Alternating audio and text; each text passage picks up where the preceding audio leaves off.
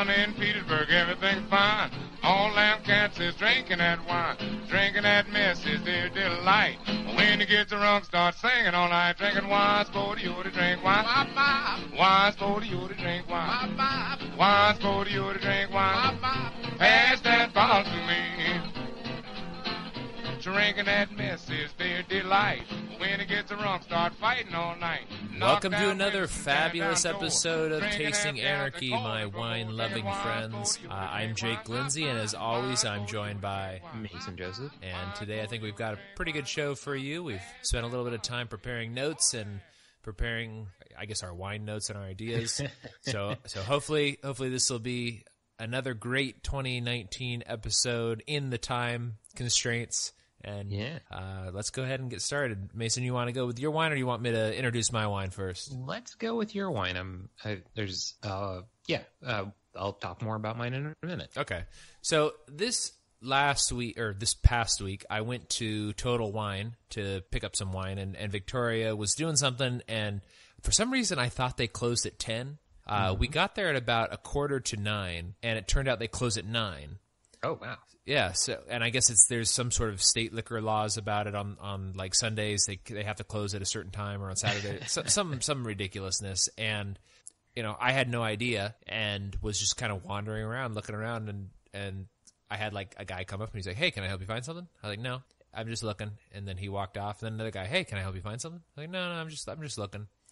And I'm just reading bottles, scanning them, trying, seeing what they are at other places and stuff like that. And then finally, this other dude comes in, and I'm in the Pinot Noir section, and he's like, "Hey, can I help you find something?" And I was like, "Not really. I was kind of looking for a Pinot Noir from Santa Cruz, around Santa Cruz in California, because I've heard that they're pretty good, and for the price, it's usually a good deal." And he's like, "Well, that's true. They are really good for the price, but the price is usually $45 to $100." He says, now compared to like $100 bottle of Pinot Noir from Willamette Valley, I would say that Santa Cruz is a great buy, but you're not going to find like a $20 bottle. And he saw what I had in my hand, and that was like two $20 bottles of Pinot Noir from Willamette Valley. He's like, you're not going to find that price range here from Santa Cruz. Maybe in Santa Cruz you will. And I was like, that's interesting, because I heard it was a great deal, and I was in my mind thinking that I'd buy a $20 bottle and it would taste like a $40 bottle. Mm-hmm. And he's like, no, you buy like a $50 bottle and it tastes like a $100 bottle. I was like, okay, that makes a lot more sense. And he pointed out a few of them. He's like, this one's very good. I've had that one, but it's $45. That one's $98. It's an excellent one. You can't go wrong with that.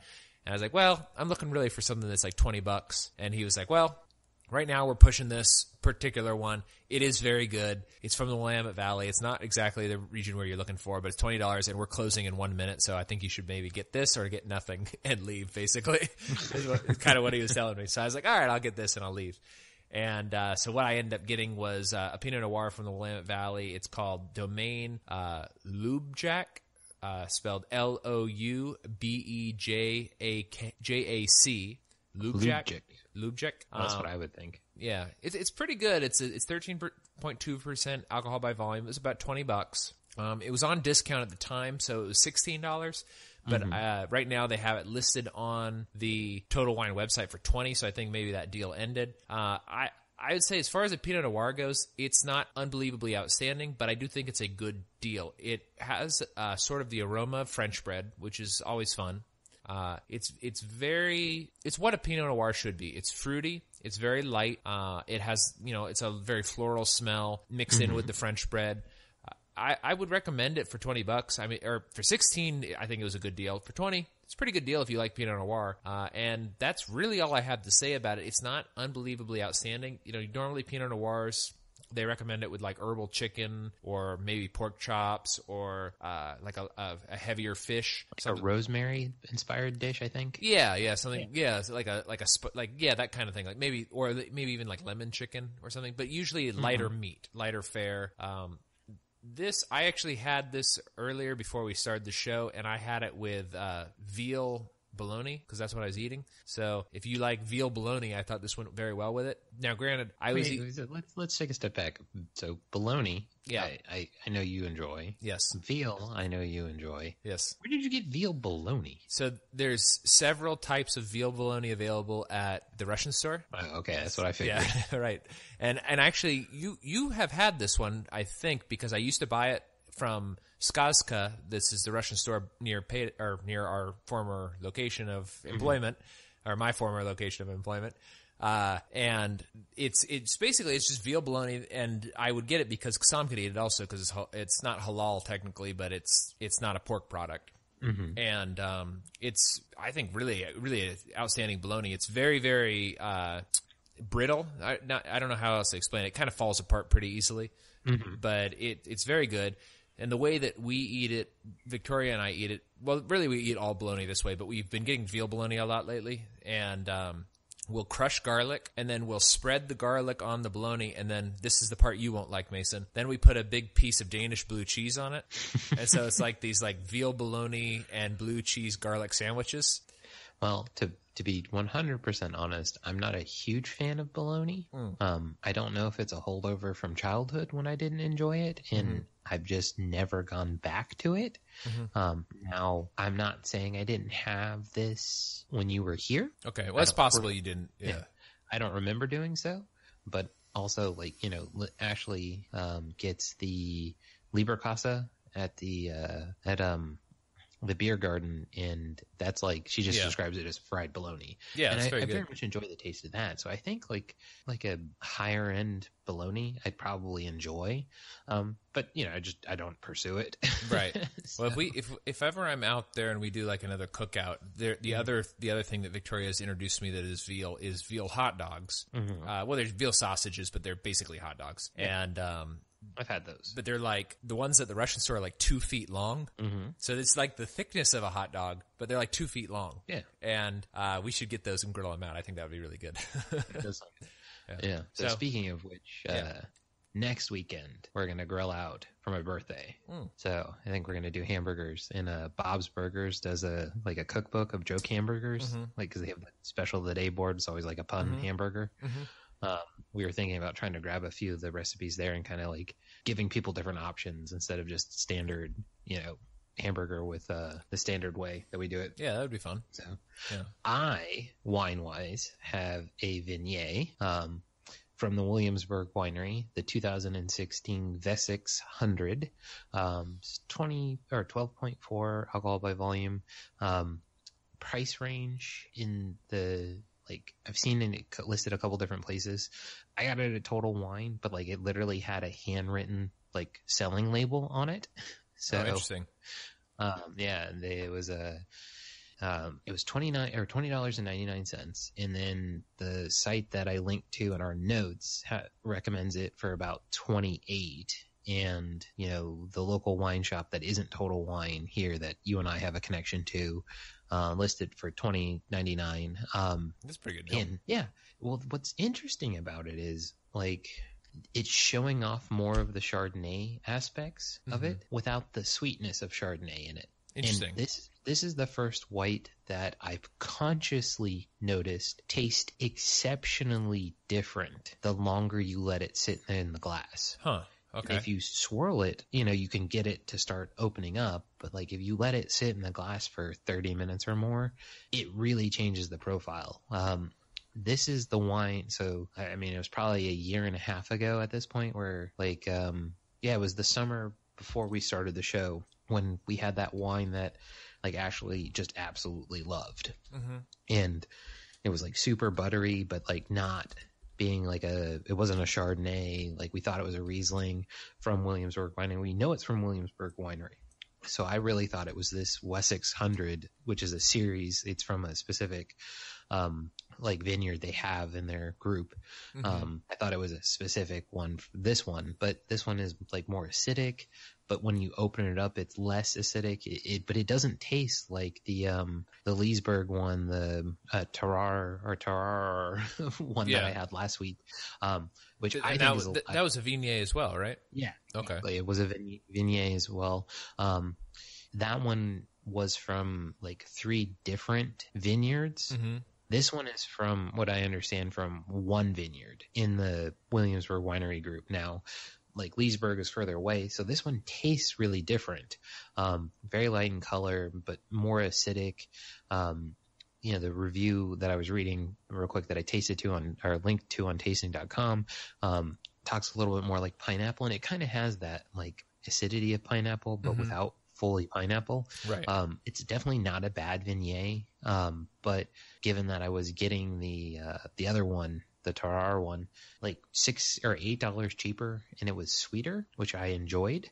Cause this is more like Riesling, but like the Chardonnay aspects of Riesling where like there's the acidity, but to me it doesn't have, like it does go away and like kind of mellow out as you get used to it, but it doesn't have as many flavors open up to it as like Riesling does. And the other Viognier, the Tarare one, it just opens up faster in my opinion. So this one, really good. I really like Williamsburg Winery, which is a shame. We should have done we could have easily gotten their more exotics, and they have some more exotic wine varietals, both red and whites.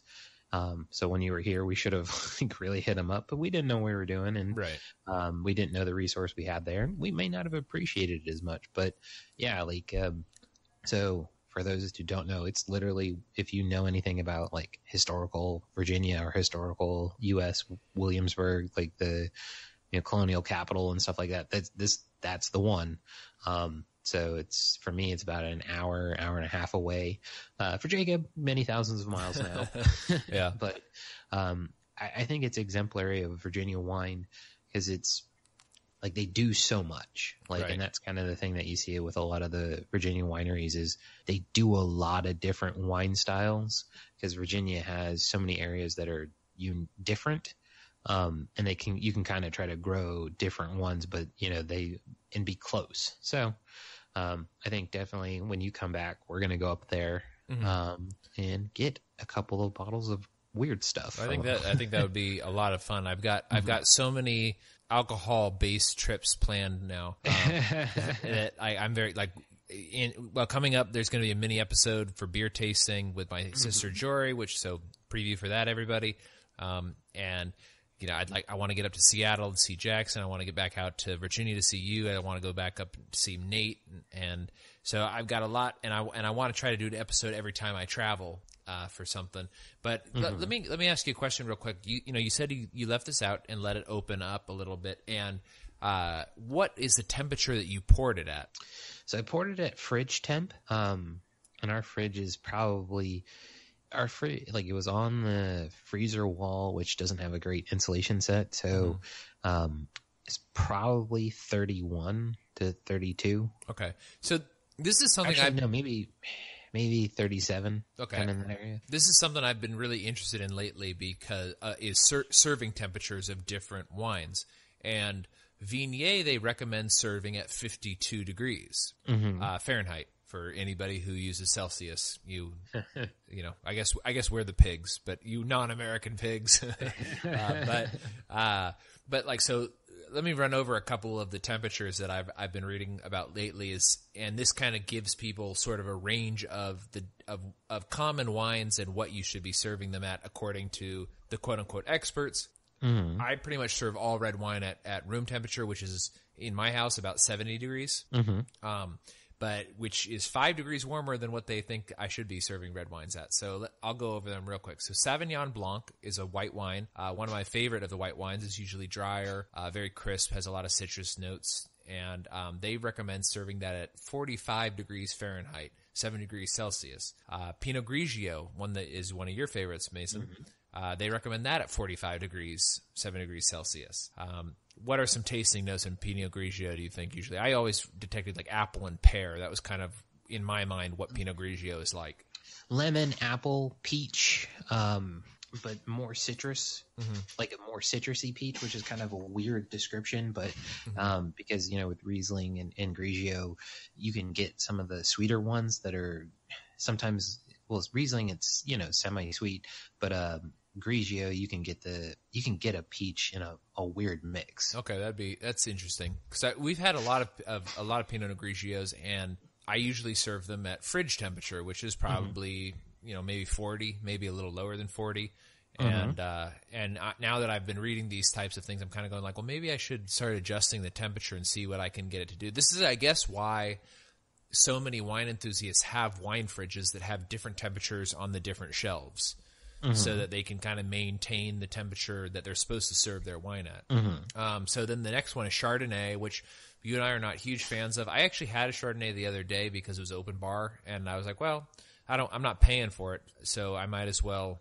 just have a Chardonnay, and then if I don't like it, I just won't drink it, and I'll order something I liked. And of course, I didn't like it, but it was also a cheap Chardonnay, so it may not have been, I guess, representative of Chardonnays. But they recommend serving that at 50. So Chardonnay and Viognier is usually billed as sort of an alternative Chardonnay. And so the recommendation for Viognier was 52, Chardonnay 50. So that's interesting. I think that like they're very, I guess, similar in that regard. And that is sort of the Chenin Blanc, which is another white varietal that I think is pretty good. It's the grape, well, one of the grapes that's used in Champagne. Chenin Blanc has a similar serving temperature of 52 degrees. The white Zinfandel, 50 degrees. Pinot Noir, the one that I'm drinking tonight, and I'm drinking at room temperature, so probably about 70, 72 degrees, 50 degrees. I think that's very interesting. So it's 50 to 55 degrees Fahrenheit. That's their recommendation. Merlot, 55 to 60 degrees Fahrenheit. Red Zinfandel, 65 degrees. Shiraz, 65 degrees. Cabernet Sauvignon, 65 degrees. So I am almost always drinking the reds that they have on this list. I'm almost always drinking them at 5 to 7 degrees hotter than they should be, or hotter than they recommend. What that plays into the flavor, I'm not 100% sure, but I think this is something I kind of want to play with. I'm going to start looking for maybe an inexpensive, maybe 6 to 12 bottle wine fridge. I don't really have the room in my apartment, but I do have a space underneath my recording desk that maybe I can like kind of fit it in there. Well, what I would recommend is start temping your wines, because the air temperature compared to the bottle temperature is probably different. So you're probably actually drinking a lot of those reds closer to the suggested serving temperature. Okay, well, that's a good idea. Maybe I'm going to start exploring that a little bit and checking it out. So another thing, if you remember the other day, I was telling Jackson and you about it, that they did the one I'm drinking as part of the fermentation was on acacia wood. Oh, that's right. Yeah. Yeah. But apparently it's a 25% acacia wood barrel from France. Huh. Okay. So that's interesting. I couldn't find that same little printout again that I had last time. All right. Well, maybe we'll investigate that again for later, because I'm kind of interested in that. Like another thing that this has come up a little bit on Twitter as I've been talking to people about wine. Like I've started making more friends that are in the wine industry that are not necessarily hardcore anarchists like you and me. Or Jackson, right? And oak has come up several times, American versus European oak, or French oak versus American oak. And I'm just kind of curious now to like study a little bit about that. So maybe in the future you guys can look forward to an episode that is maybe a mini episode about oak, or maybe you and I will discuss it as part of a segment. But one thing I wanted to bring up is that because your birthday is coming up, I sort of wanted to ship you a Viognier from Texas. And exactly. But this plays into our article, and that is that shipping wine from state to state is particularly difficult. And there are right now 36 states that prohibit shipping wine from one state to another unless you have a special permit. And so Virginia is actually one of those that has the prohibition. Or no, I'm sorry, Virginia is not one that has a prohibition, but Texas does have the prohibition, which means I can't ship you from here a wine into Virginia without getting a special permit. Why do I bring this up, Mason? Well, because we reviewed the notes ahead of time. But there's a court case that is about to come up to the Supreme Court. As of when we're recording this, it's going to be on Wednesday, which is the 16th, so 3 days away. We're recording this on January 13th. We are, yes. So these days, we can pretty much order anything we want online and have it delivered to our door. There's a few exceptions, but for the most part, you can get whatever you want delivered to your house within a week, maybe 2 weeks the most, for pretty much any product. Even cars now, you can have them delivered to your house just within a very short period of time. Oh, but there's a lot of crazy restrictions on that too. Yeah, that play into the same thing. Yeah, yep. And so what the court case that's being heard in front of the Supreme Court is, it's called, the case is Tennessee Wine and Spirits Retailers Association petitioner versus Zachary W. Blair, interim director of the Tennessee Alcohol Beverage and Commissions et al. So I'm going to link to that. There is a court docket link that I received from the failing New York Times article, which is what I got the summary from this on. And I'll link to that. But so basically the case focuses, this article actually focuses on this case in particular. And what it is that, as I said, there's 36 states that prohibit shipping wine from one state to another. And what this means is you can order wine from a wine shop in state in these 36 states. But if you are interested in a wine, or it's a good deal somewhere else, or it's a difficult to get wine in the state that you live in, you are not allowed to order it from a shop out of your state. So if, let's say, our good friend at Yanni's Wine in Virginia Beach, so if any of you are in Virginia Beach, go check out Yanni's Wine. Mm-hmm. If he had a rare wine or wine that I find difficult to get, and he was willing to ship it to me, because I'm in Texas, he can't ship it to me. Mm-hmm. Now, I am of two minds on this case. So, and I'll let you kind of talk to your position on this as well. This specific case is Tennessee specific, but a lot of the legal experts when it comes to alcohol shipping and wine shipping believe that this is going to actually impact the overall alcohol and wine market, and in direct sales in particular. This particular case is going to have a very large impact on Total Wine, because they have not been able to enter Tennessee, because Tennessee has a lot of laws restricting retailers from opening up a retail location in Tennessee that sells wine if they don't actually live in Tennessee. Mm-hmm. But my thought on this, I'm kind of two minds. For one, I don't want the trade restricted. On the other hand, though, I don't want the federal government enforcing federal laws on trade either. Mm-hmm. So it's sort of a catch-22 on this. Is on the one hand, I don't want the federal government to try to come in and supersede local or state law. On the other hand, I think it's a stupid local or state law. Mm-hmm. So I think that it's an interesting thing, and for you and me who are anarchists, don't think the government should do anything. I guess the state level law, we are like, yeah, this is stupid. The state shouldn't be intervening in this, or the locality shouldn't be intervening on this. But then on the other hand, to me, the greater evil is the federal government. Mm-hmm. So when the federal government comes in and overturns local laws, it's like, well, maybe that law works for that locality for some reason. But yeah. So in the legal contract sense, the states ceded certain authority to the federal government, and one of those is the interstate commerce clauses. Right. So to me, it seems like a clear interstate commerce violation, where I don't agree with the Fed interceding on state law, except for this is an area that I feel that the state of Tennessee has ceded to the federal government. You know what I mean? Yeah. This is a direct interstate commerce. I produce wine elsewhere. I want to sell wine to someone in Tennessee. Right. It's not, Jacob, you produced wine in Tennessee and you want to sell wine to me in Tennessee. Mm-hmm. Where they use the interstate commerce clause as part of their, grab on marijuana and things like that, which I don't agree with. And they're like, oh, if you sell in your internal market, you're displacing and causing distortions in the market compared to the external market. I understand the logic behind it. I don't agree with the logic, but from that standpoint, this is a power that, in my opinion, was ceded from the states to the government, the federal government, right. Which I don't agree that the state had the right to cede that power. Sure. But when we look at an idea of the Constitution as a contract between entities, state and federal government, right, and then your citizens have a contract between you and the state, if you want to think of it in that kind of capacity, then this seems like kind of a no-brainer, where it's like, look, these are very restrictive laws. Now, I don't think it's necessarily against the Interstate Commerce Clause to restrict who can do commerce necessarily. Right. Because they're not saying you can't sell wine in Tennessee. It's just very difficult. Yeah. So. Well, and it does seem that this is an effort by cronies, basically, to exclude Total Wine, because Total Wine does come into a lot of localities and they undercut local retailers. I think this law has been around for much longer than Total Wine has existed.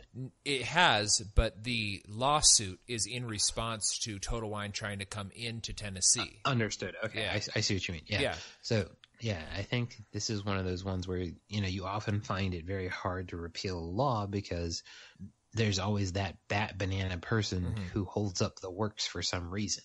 Right. Even though, like, everyone's like, the no horses on Tuesday law is stupid. We should just remove it from the book so we don't have as much to print. Right. Well, Maynard, I don't agree with horses on Tuesday. Yeah. Frank, what the fuck is wrong with you? Like that continual problem of people that just get in the way.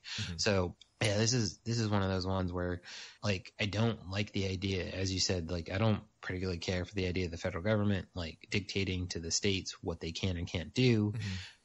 There are times where, like, I can accede to the idea that, like, if the state was, participating in a genocide and the federal government, like, literally stopped the state from doing a genocide, you can engineer a situation where, yes, okay, but that's not this situation, and that's really not going to happen. And plus, our federal government, does genocidal things all the time. And if the states tried to stop him, they would probably get the crap kicked out of them. But that's, kind of one of those things where to do a segue, as they call it, I think this is an opportunity for us to shout out some friends of ours and shout out because well, let's shout out them. Then I have a hypothetical reversal on this topic that I wanted to say. So, well, I thought my transition was good because isn't Wednesday when your Sounds Like Liberty episode posts? Yes, that's true. So it's transition. Yeah, you're With right. Bob and Tom now. That is good because the transition that does work, except for when we release this episode, it'll probably be 2 Wednesdays prior. So, but you can go check out Sounds Like Liberty. Actually, I can pull it up real quick and I'll edit out the silence. Hang on just a second. So those who don't know, Nikki P and Lizzie are the hosts of Sounds Like Liberty. Nikki P started the podcast and then his wife joined him the very next episode, at least as my understanding from their own history as they posted on the second episode. Yeah, so I believe that my episode will be 31 of that. Yeah, and actually, you can also catch me on the Friends Against Government, our other podcasting pals. Yeah. That episode, I have no idea which one I was on. It's like 48 maybe or 47, something along those lines. Let me look here real quick. Drinking Liberty, episode 47. So and what was it? Bird is actually, gosh darn it. Oh, Robbie the Fire. Yeah. I don't know. I think they sound very similar, and but they're still trying to play up this. They're still trying to play up this like this game that they're feud. Right. This supposed feud that they're different people, but they're the same person. Yeah, exactly. And then our other friend, Mr. Sue, the pseudo intellectual. I have another mini episode coming out soon on a wine that Mr. Sue recommended.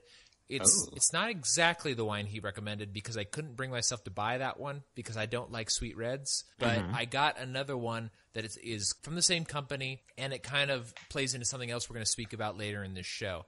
So check out that. I'm not sure what I'll call it, but it was Mr. Sue. So Mr. Sue actually has a new show. As of right now, he has one episode out. I enjoyed it very much. It's on Dino Files network, which I can't remember what it's called. It's like Airwaves or something like that. But yeah, go ahead and check it out. You'll be able to search it. You can search Dino Files or you can search Mr. Sue and it'll come up. But let me get back to real quick this article because I wanted to give you the hypothetical. Because so far we've been assuming that the federal government, the Supreme Court, well, I guess we haven't really been assuming, but sort of we've been assuming that they're going to rule in favor of interstate commerce. If they rule the other way, though, do you think that the 36 states will expand to maybe all 50, in particular Virginia? Because we've actually done an article on this before where the Virginia Wine Growers Association has been petitioning the state of Virginia to restrict people from being able to order wine into Virginia from other states, specifically California. So I think that if this case goes the other way, that might have interesting implications in the availability of certain wines in Virginia and the ability to order direct from wineries outside of Virginia. And I just thought, what do you think about that? Do you have any idea or... I think so that there's 24 states that don't presumably have some sort of restriction. Mm-hmm. It's not that we don't, like the New York Times article doesn't, it may not say exactly the right way to think about it. So I think some states for sure, but other states not at all. So I think other states are going to be kind of like, it's just not going to matter as much to them. Mm-hmm. And I would think like maybe, I'm going to pick one at random that I don't know that doesn't have this. But, like a state like North Dakota, where they may not even have a native wine industry that makes sense to have some sort of oversized influence. Yeah, that makes sense. So they may not even care. Maybe someplace like New Mexico where it's like, look, we don't produce enough internal wine to even consider trying this. Whereas Virginia thinks it does, right. Or like would like that leg up. And also I think there's a good argument to be made that in the current rabble rousing political climate, there'll be enough people who present it as basically, these are just Trumpists. Mm-hmm. Because they're trying to use like embargoes and trade war. It's too much like a Trump move that people would kind of project that like, oh, no. This is, what Trump's doing and look how bad it is for us now. Look at what Britain's doing. I think that would be the position a lot of detractors from that concept would take. But I also think like there's a major recession coming. Yeah. And I don't think that they're going to want to spend the money like, they kind of had like the Smoot-Hawley tariffs during the Great Depression. Yeah. So maybe, but I don't think people are going to be spending legislative muscle on that. Right. I guess that makes sense. Years. Yeah. No, that makes sense. I think that's a good hot take. But speaking of the government spending money. Yes. Let's move on to our next topic, which revolves around the 20-ish day shutdown that we are currently in the middle of. The government shutdown apocalypse. What's that? I said basking in the glory of. Yeah, exactly. Now, you and I have discussed this a little bit, and this is kind of a silly shutdown because it's not really shutting down anything. It does shut down, I guess, a few things, and it does make a couple of people have to work without pay. But that's kind of the risk you take when you work for the government. I mean, that's the risk you take with any employer. Yeah. Like you show up to work every week, assuming your paycheck is going to show up when it's supposed to. Yeah. And when I having worked in, that industry, kind of know that there are some people who just play fast and loose with right. that. Yeah. And sometimes they just disappear and don't pay. And yeah, well, rarely that, but just like, oh, I didn't get payroll submitted in time, so you're getting paid next Monday. Mm-hmm. It's like, I expect you to get paid Friday. Yeah. Right. Well, and I find it very difficult to drum, even though my dad works for the government, but he works in the military, so his pay will not be cut probably for a long time. But I just find it very difficult to this is going to be very callous, and I apologize to anybody who listens to this show for wine and doesn't know to expect my very callous opinion towards government workers. I find it very difficult to empathize with them. I saw like a CNBC thing about like this lady who was like, it's so embarrassing for me to go to my landlord and tell him I'm not going to be able to make rent this week because I work for HUD and I'm not going to get my paycheck because of the government shutdown and all that sort of stuff. And I was like, yeah, but you want people to have empathy for you in this situation, but do you have any empathy for the people when you steal 30% of their paycheck every week? Yeah, and that's the thing is like I sometimes I have a struggle making rent, and it's because I have 30% of my paycheck taken. Yeah, and that's the thing is like, to me, I don't have any sympathy for the thief not getting paid. Right. Like, the whole reason I wanted to talk about this is like, there's an article floating out of Mises.org, which I'm not sure if they originally created the article or if, they sponsored the content creation or if it was posted to the, original creator's blog or something like that. But like how the TSA is just falling apart because like those people, live paycheck to paycheck. And so many of the people who are impacted by this live paycheck to paycheck. But it's like, okay, like how have you mismanaged your life to the point where not getting paid once or twice puts you in a point where you're going to get evicted. Right. You know, it's a little different if you're like, look, I didn't get paid for 6 months, or, you know, my daughter's got some sort of cancer and I'm making payments on that. Yeah. Like, okay, you know, you can engineer that situation, but like, I could transfer all of my spending to credit cards with some minimal interest payments and make my mortgage payment right for months.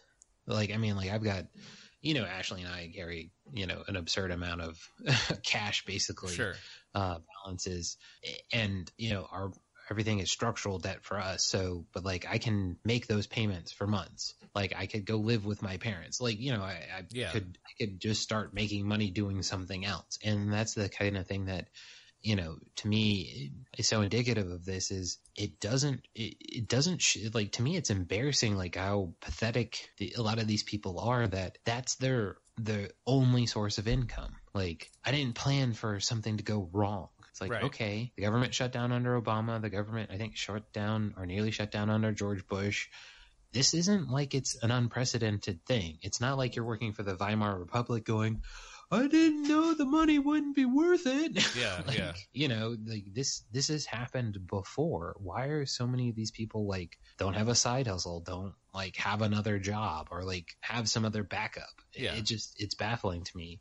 And I think this is part of the sinister nature of the government in general, is that it does create a culture of dependency. And I think a lot of the regulations and a lot of the we're going to get into in this segment a lot of the regulations in the wine industry, but a lot of the regulations prevent people from becoming entrepreneurs, and or not really prevent it, but sets the bar higher. So there are people who don't want to reach for that higher bar, and I don't feel bad. I don't. It's not that I don't feel bad for them. It's I understand them. I'm that way too. It's like my biggest problem is I want to do too many things, and I never put my full weight behind any one thing. Like, that's why I'm happy that I have this podcast, because I've been able to stabilize a little bit and actually get podcasts out in a semi-regular basis. And it's a good way to train myself to do something that doesn't necessarily have an immediate return. It's a good anchor point for the week too. Yeah, exactly. It kind of situates like, okay, I have this amount of time until the podcast. Yeah. I have this amount of time until it has to be posted. Right. Well, and I'll tease this a little bit. Is one of my big goals as a libertarian is to write the great libertarian sci-fi novel.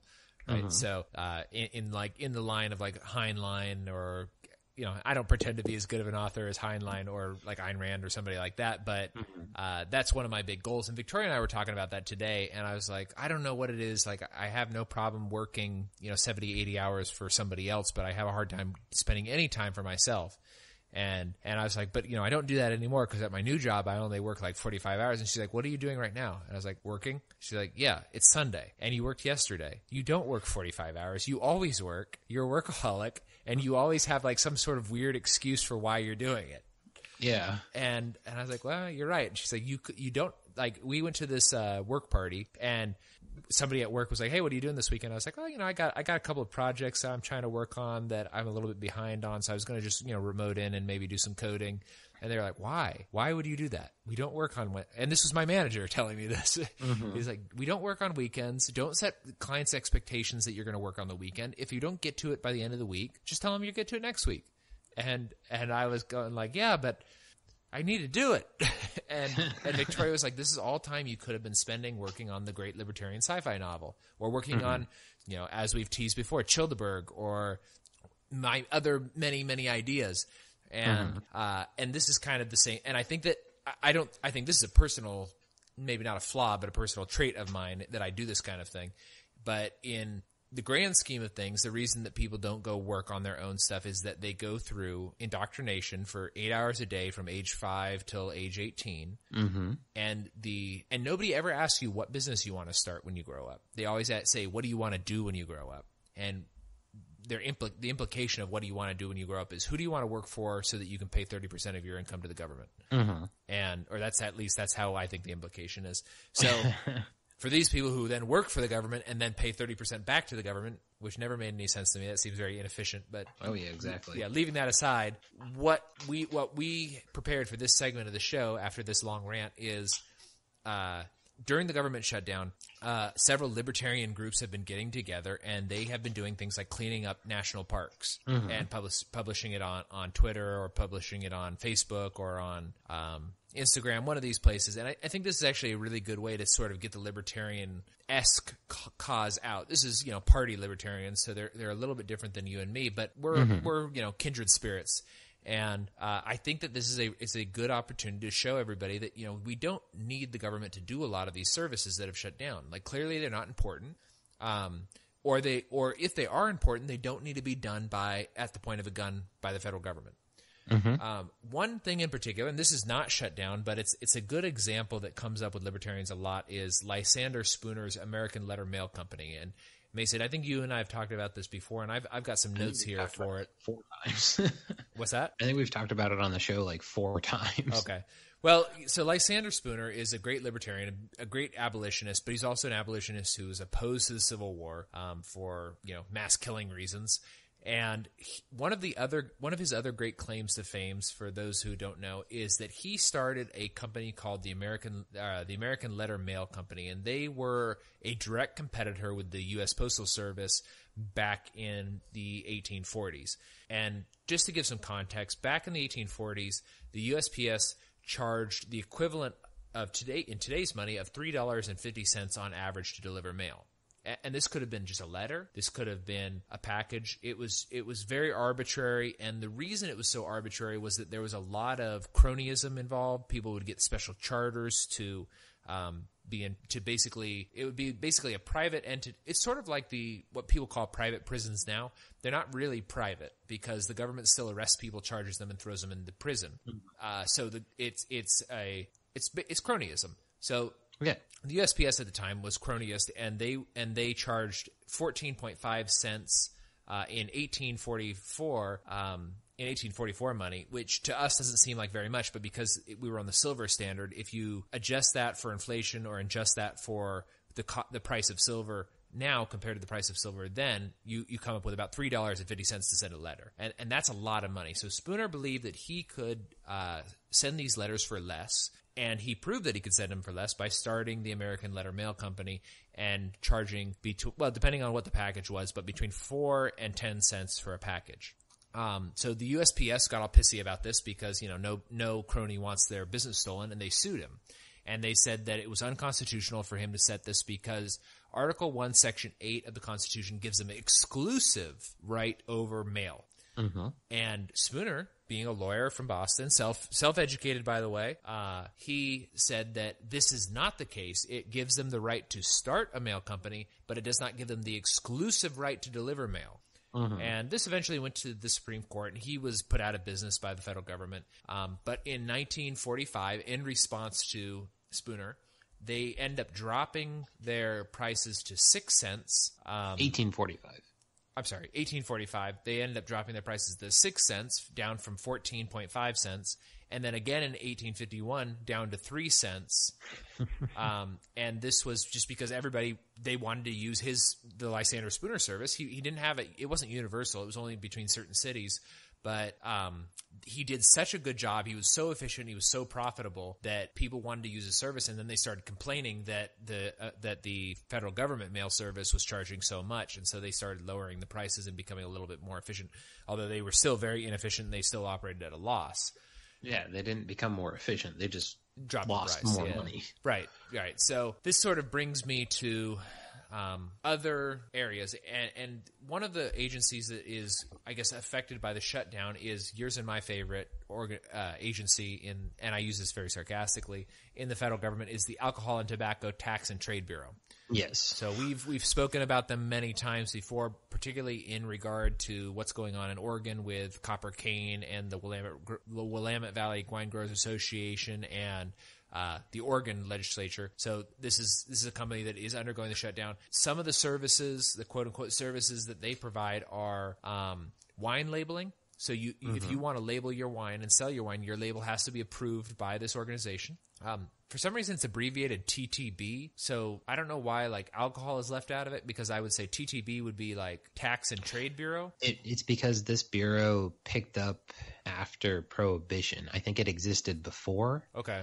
So I think it was just tobacco and tax, or tobacco and trade beforehand. Okay. All right. Well, that makes makes sense. I may not have that fully right. All right. Well, this bureau it's abbreviated TTB. So anybody who's listening, if you want to look it up, you can look up TTB. It's a federal agency. So they're also responsible for regulating imports and exports of wine.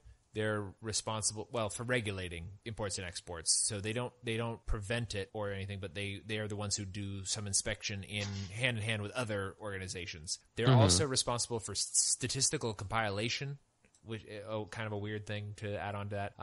They do some law enforcement, but not all law enforcement in regards to alcohol. They do permitting. So if you wanted to open a new winery in a specific AVA, you have to get a permit for them. You'd also, if you want to open up a brewery, you have to get approval from them. If you want to open up a local brewery and only sell your brew locally, you still have to get federal approval.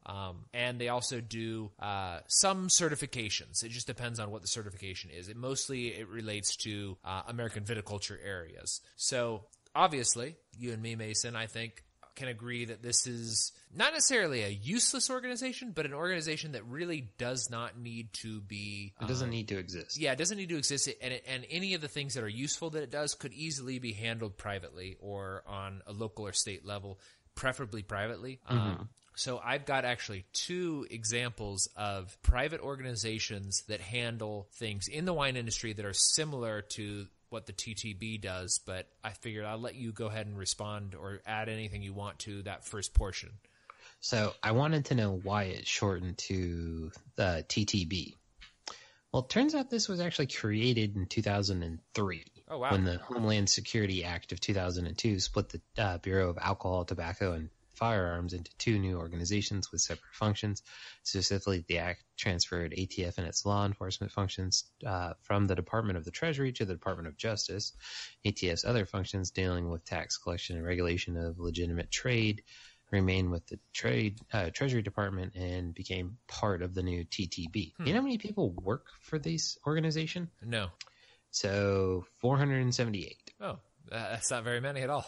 Yeah. So apparently in 2006, they had 531 employees. So apparently, while our economy has grown a lot, they've lost, almost 100 employees. Well, so that's really actually they're not needed. That's very interesting because I was reading recently that there's a couple of government organizations that are really having a hard time recruiting young people, specifically the IRS. So the average age of IRS agents is like 47.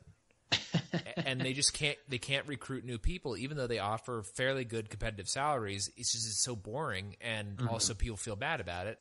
And a lot of the older IRS agents are starting to retire, and so the IRS is actually struggling to recruit new people, which I thought was very interesting. And so I wonder if this agency, along with some of the others, is kind of experiencing the same thing. Is that we're getting to the point where people just maybe not like intellectually, like they don't have a moral argument against joining one of these agencies, but they have an instinctual revulsion when it comes to being part of some sort of bureaucratic mess. I think it's more along the lines of so like how the current statistic is that it's like unemployment is so incredibly low, but it's really so many people just left the workforce. Yeah. I think what we're seeing is like the people who are participating in the workforce and who qualify for those jobs, because a lot of those jobs have some pretty high posting requirements. And, you also can't have done drugs. There's right. A lot of stuff to it. I think the people who are qualified to do it just qualify to work other places and choose to. That makes sense. And so like the people who would become IRS agents and stuff like that, it's just like, yeah, I can make more money elsewhere. Or maybe, like you said, maybe those people who, are clean and, meet all these requirements are just like, nope. Yeah, I'd rather work in the private sector. I'd rather do something else. Yeah, and, this came across, my palate or whatever at one point in my life is I had the possible opportunity to work for the Federal Reserve Bank. And I thought about it for about 5 minutes and was like, you know what? Can I justify this? Because, you remember when I first started working for our former employer, I didn't have an objection to working for our employer. I had an objection to tax enforcement, which a lot of tax enforcement is mandated by law and enforced by employers or by the vendors that the employers hire to do things like payroll. And that was one of my biggest gripes with doing as much tax work as I did at where I used to work, is that I just didn't want to do the tax enforcement. I didn't like doing it. And I worked there for a long time, and just every time I did, it was soul sucking. It's just like, I don't want to do this. I was not really doing enforcement exactly, but I was doing calculations for collection. And it's just like the amount of mandated, and then I would look at like the amount of money I was charging to these companies to do these ridiculous mandates that, particularly the Affordable Care Act. Like, for anybody who doesn't know, like, the Affordable Care Act is such a burden for the employer, because the amount of money they have to spend to do the calculations to collect or to report, actually it's not even collecting, it's just reporting, is astronomical. I mean, it's like, it's not even like it's a logical calculation. Yeah. Like, if you work on this, if you pay on this frequency, use this number. It's a retrofit to, if you work, it's just do everything weekly. It's like no one collects information in that method. Yeah, it's insane. But anyways, to get back to this thing, is if the TTB was fully shut down and wasn't doing anything, I think that for the useful items that they do, we would have private organizations stand up to do some of this. And there is actually 2 regulating bodies that I wanted to kind of point out that are private, not-for-profit companies. And a lot of people that are sort of in our vein of thinking don't like nonprofits. But there's nothing in capitalism that says that you have to work for a profit. So a profit, like, and also, Mises talks about this, the subjective theory of value. If you value the feeling you get from doing certain things above the monetary profit, then you are doing it technically for a profit. It's just not a monetary profit. Yeah, so, and that's the thing, is like, a nonprofit doesn't necessarily mean that they weren't the most efficient business. Right. It just means that they wanted to take this route to kind of get around some of the government regulations. Yeah, well, or, even then, like, even not even taking it from that, like, measure, it's like, look, I want to make furniture, but I'm making furniture that can be bought by this range of people, and I didn't make any, I exactly compensated myself enough for my time.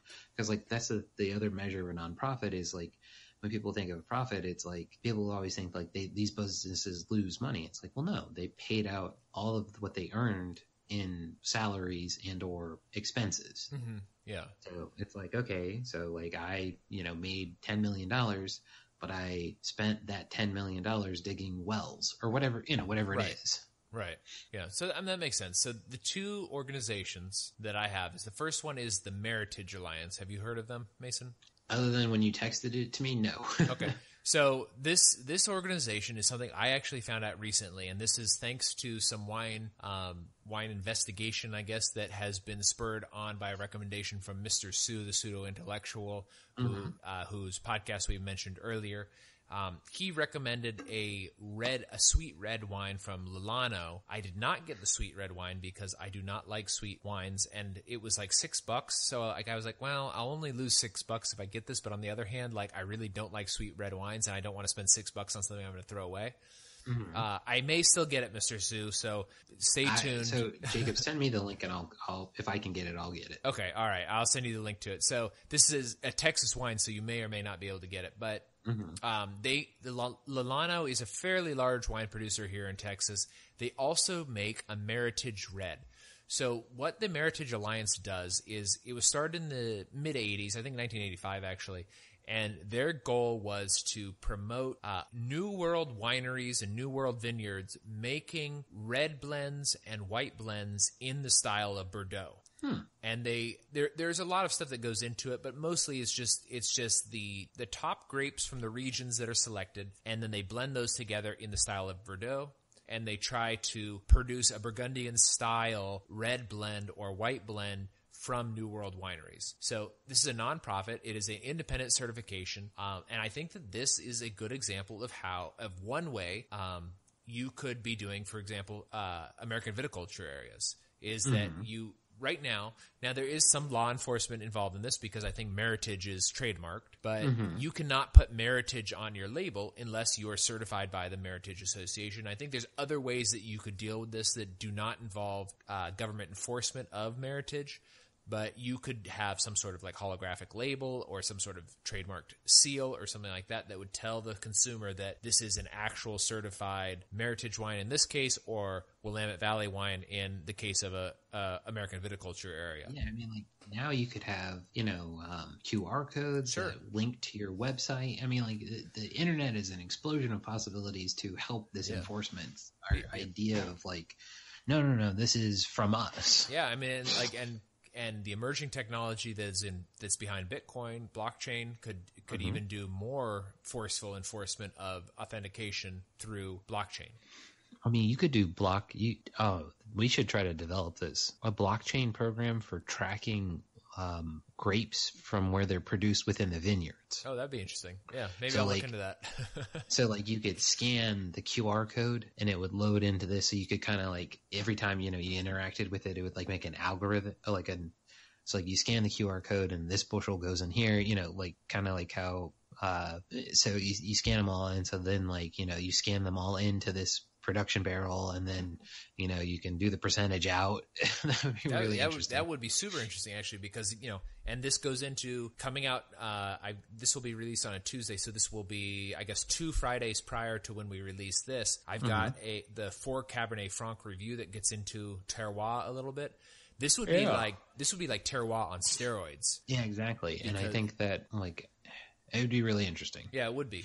So kind of moving on, speaking of terroir and speaking of the way that wine is produced, another organization that I didn't realize was private until Jackson Blood mentioned it, and maybe we'll have him on to talk a little bit more about biodynamic wine, is biodynamic certification. So just in a nutshell, what biodynamic is, it is organic, but it's like organic mixed with witchcraft. It's got a lot of I'm going to put a link to the Wine Folly article about it. It is really interesting, and it is very like witchcrafty in a lot of the ways they do it. So it's basically the way that they do it is you've got specific days that you can do specific things to your grapes. So you have fruit days, so it's the best day to harvest the fruit. You have root days, and that's the best days for like pruning your grapes. And then you have like flowering days, which are the days that you don't touch the grapes because that's when the grape is trying to like have sex with other grapes. And then you have like leaf days, which is the best days to water the plants. So like there's all this other interesting stuff. And they also have like where you like take cow's horns and like fill it full of cow shit and then like bury it. And like that's one way that you like somehow like align the energies of the grapes to. And it all sounds like it's incredibly wacko and insane. But when you go and like read people's reviews of these, they're like, this sounds insane and it sounds crazy, but this is some of the best wine that you're going to get. And it's very, very interesting. So it's like organic on steroids mixed with witchcraft. Yeah. So, this is one of those ones where, did somebody buy the hype when they drank it? Yeah. And, it's not that they're lying to you. They truly believe this, but like, did they buy the hype? But yeah, that's that's kind of the idea of like a lot of these things that the government services that are shut down, like out in Joshua Tree, apparently somebody cut down one of those trees, but it's like, if that had been private property and those were of value, they would have been protected, whether it was shut down to visitors or not. And that's kind of the way that the government like dissuades you of value of things. It's like, yeah. And I also think it's kind of interesting that they were like that when I read a little thing about like when that guy who cut down the tree or who, they don't know who did it, I guess, but they're very unique trees. And but the idea that somebody wouldn't have done it in a park as big as Joshua Tree if the government had been there, maybe they wouldn't have. But at the same time, it's like it's a huge national forest. And it's largely desert in very remote areas. It's not like people couldn't have done it with the government there. And I bet you if we went and did some investigation, there has been times when people have done things like this in Joshua Tree when the government was active. Oh, I'm sure. But kind of to get real quick back to the biodynamic wine certification. So the company is also a nonprofit that does a certification in the U.S. The company is called Demeter Association Inc., and they do it. They're a nonprofit. They don't just certify biodynamic wine or biodynamic vineyards, but they also certify other types of biodynamic grown food, because the process wasn't designed specifically for wine. The process was designed for a lot of different things, like any sort of plant stuff.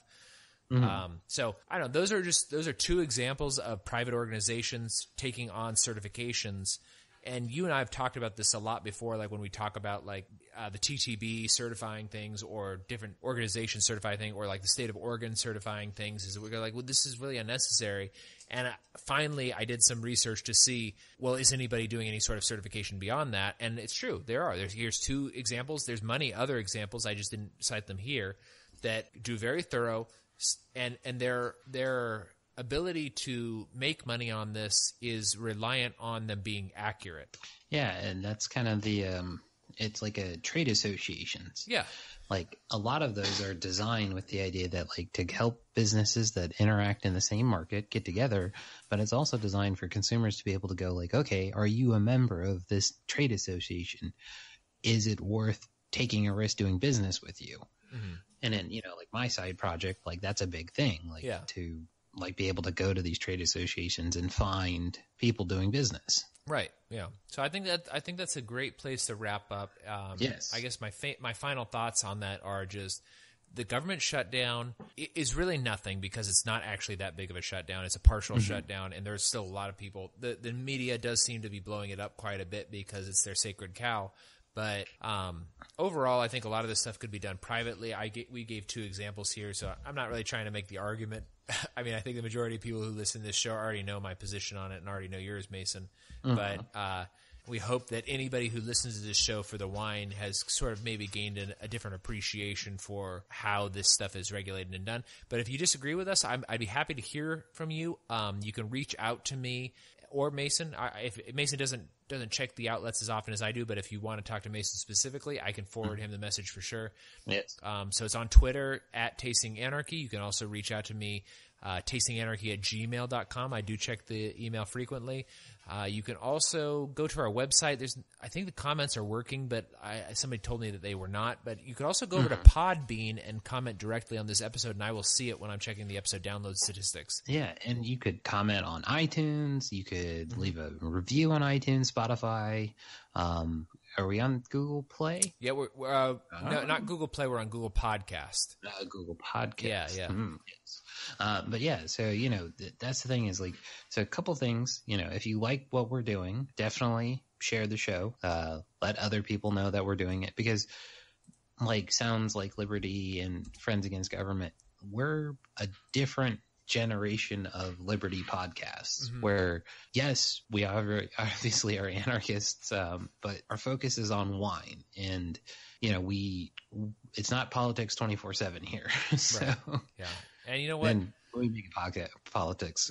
Yeah, so. I mean we do a lot of politics, but it's usually it's wine related stories with a twist. So if you're interested in this, we've actually got quite a few episodes, so check out our backlog. One episode I really want to recommend is the episode with Jackson Blood, which was episode 33. That has been one of our most popular episodes. It is jam packed with information. He was also on our New Year's episode, also one of our most popular episodes. So if you guys want to just kind of go get a taste of what's going on, if you're new to the show, go ahead and check out episode 33 and episode 41, at least the first hour of episode 41, because it was very long.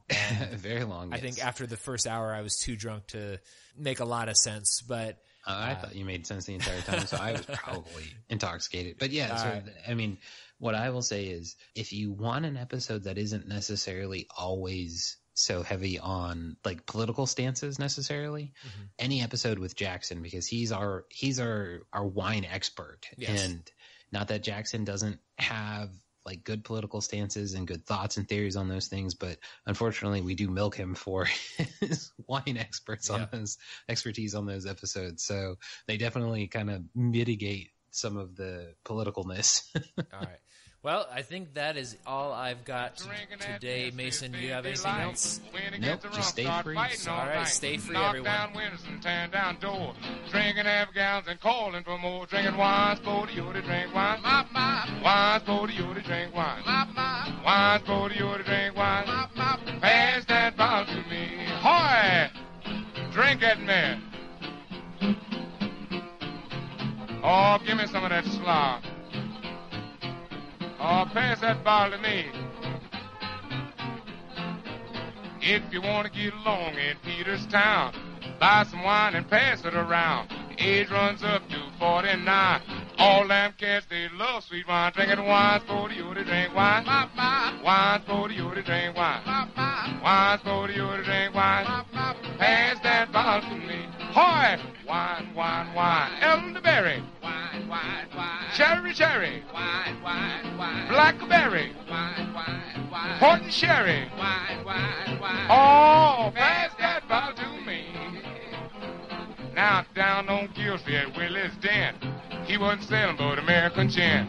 One soldier wanted a bottle of wine. He hipped that cat for $1 and a dime. Drinking wine for you to drink wine. Wine for you to drink wine. Wine for you to drink wine. Pass that bottle to me. Now I got a nickel, have you got a dime? Let's get together and get some wine. Somebody's fifth and somebody's fourth. When you get together, you're doing things smart. Drinking wine for you to drink wine. Wine for you to drink wine. Wine for you to drink